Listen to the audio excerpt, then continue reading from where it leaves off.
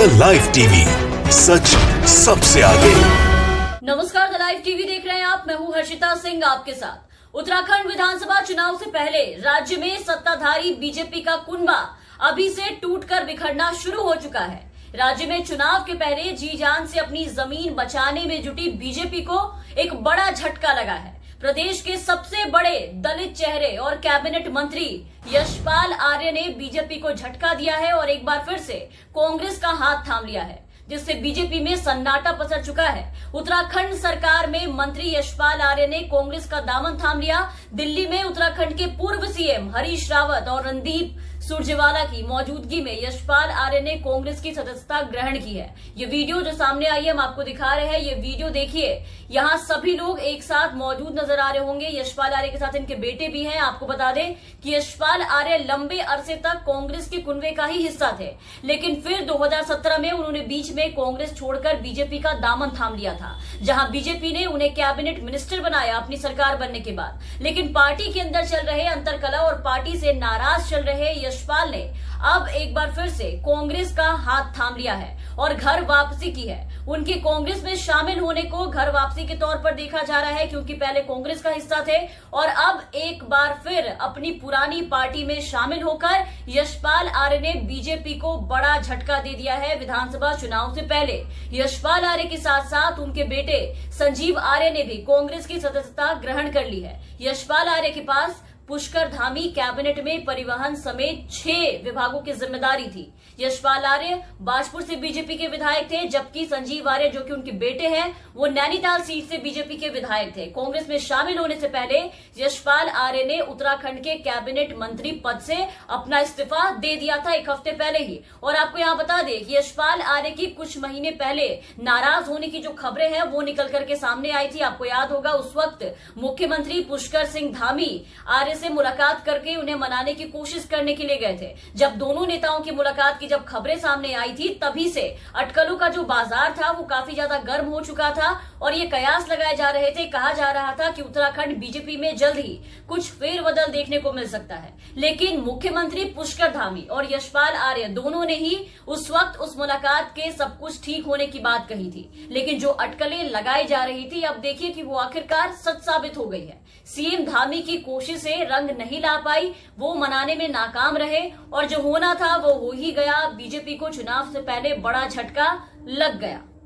यशपाल आर्य अपने बेटे के साथ कांग्रेस में शामिल हो ही गए, तो पहले से ही अंतरकलह से जूझ रही बीजेपी के लिए 2 बड़े नेताओं के कांग्रेस में जाने से एक बड़ा नुकसान हुआ है, वो भी 2 दलित चेहरे। राज्य में अगले साल होने वाले विधानसभा चुनाव के मद्देनजर अगर हम देखें तो इसे कांग्रेस की बड़ी कामयाबी के तौर पर देखा जा रहा है, क्योंकि पूर्व मुख्यमंत्री हरीश रावत ने दलित मुख्यमंत्री को लेकर के बयान दिया था और बीजेपी के लिए बड़ा नुकसान है। उत्तराखंड में बीजेपी पहले से ही मुश्किलों का और लोगों में चल रहे असंतोष का सामना कर रही थी और इसी के कारण आपने देखा कि 5 साल में बीजेपी ने उत्तराखंड को 3 मुख्यमंत्री दे दिए, क्योंकि बीजेपी उत्तराखंड में किसी भी कीमत पर अपनी जमीन खोना नहीं चाहती है, किसी भी कीमत पर सत्ता हाथ से जाने नहीं देना चाहती है। लेकिन उत्तराखंड में विधानसभा चुनाव पार करना बीजेपी के लिए इस बार कोई खाने का काम नहीं रह गया। अब इतनी आसानी से उनका बेड़ा पार नहीं लगने वाला है उत्तराखंड में, जितना वो सोच रहे थे कि ये ऐसे ही जीत जाएंगे। किसान आंदोलन और बीजेपी का विरोध एक अलग मुसीबत है राज्य में बीजेपी के लिए, जिसने पहले से बीजेपी की नींद उड़ा कर रखी है।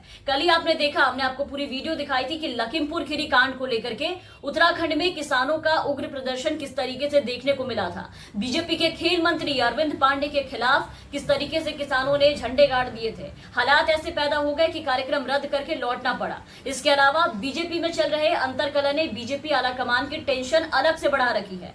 पार्टी में 2 धड़े साफ दिखाई दे रहे हैं। एक धड़ा जो कांग्रेस से आए लोगों का है, तो दूसरा धड़ा पुराना भाजपाइयों का है। ऐसे में आपसी कला बार बार यहाँ पर देखने को मिल रही है, बार बार सामने आ रही है और ये कला तब खुल करके सामने आ गई थी उसी वक्त जब मुख्यमंत्री के कार्यक्रम के दौरान कांग्रेस से भाजपा में आए उमेश शर्मा का वो एक बीजेपी कार्यकर्ता वीर सिंह पर भड़क गए थे। आपको याद होगा दोनों में काफी देर तक बहस हुई थी, मामले में हाथापाई तक की नौबत आ गई थी। विधायक ने जिला पंचायत सदस्य पर उनके खिलाफ माहौल बनाने और उनका दुष्प्रचार करने का आरोप लगा दिया था और इसके बाद वही जिला पंचायत सदस्य का आरोप था कि विधायक किसी कार्यकर्ता को अपने आगे कुछ नहीं समझते और उनका ये व्यवहार, ये जो तरीका है वो कार्यकर्ताओं का भी मनोबल एक एक करके तोड़ता है। इसके अलावा कांग्रेस से भाजपा में आए कैबिनेट मंत्री हरक सिंह रावत भी इस मामले को लेकर के बहुत नाराज थे। पिछले दिनों उन्होंने ये कहा था कि जब हमें बीजेपी में लाया गया था तो अमित शाह द्वारा सम्मान की, सुरक्षा की पूरी गारंटी दी गई थी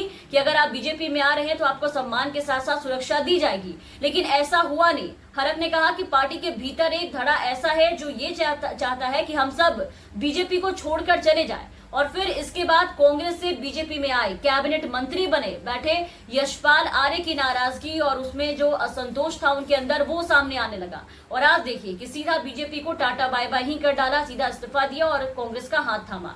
और आने वाले दिनों में कांग्रेस से बीजेपी में आए अभी और भी लोग जो वहां बैठे हैं वो पार्टी छोड़कर घर वापसी कर सकते हैं, इसकी बातें सामने आ रही है। खैर वो तो वक्त के साथ पता लगेगा, लेकिन बीजेपी में चुनाव के पहले मतभेद उभर कर अब सामने आने शुरू हो चुके हैं।